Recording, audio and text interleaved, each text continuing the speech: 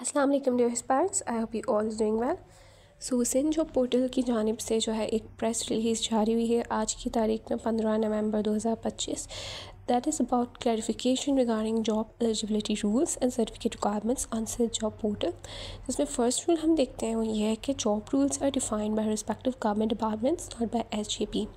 देखिए SJP जो है ना एक प्लेटफॉर्म है, ठीक है। It is facilitating you guys to apply for jobs, ठीक है। फिर वहाँ से आपकी फर्दर प्रोसेशन और हर चीज़ होगी। जो जॉब्स देंगे अनाउंस होंगी और जो रूल्स रेगुलेशंस होंगी वो डिफरेंट डिपार्टमेंट करेंगे, ठीक है। सो फर्स्ट जो रूल है वो ये है कि job rules are defined by respective government departments not by SJP। The next rule is that the system only verifies what the department has provided.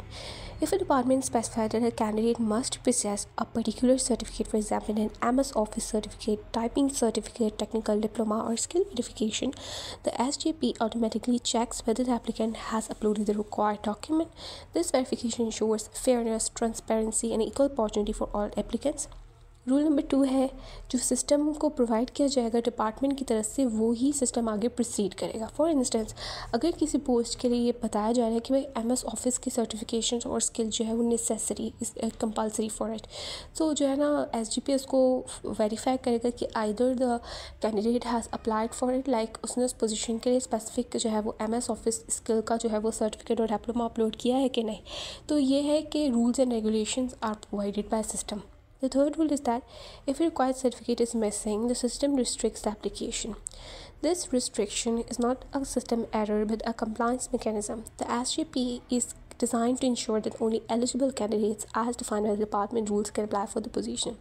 Simple, अगर कोई चीज़ मिसिंग होगी, कोई सर्टिफिकेट या कोई भी इस तरीके की जो आपकी प्री रिक्विजिट्स हैं, तो वो सिस्टम जो है ना SJP उसको डिनाई कर देगा, आपकी एप्लीकेशन को एक्सेप्ट नहीं करेगा।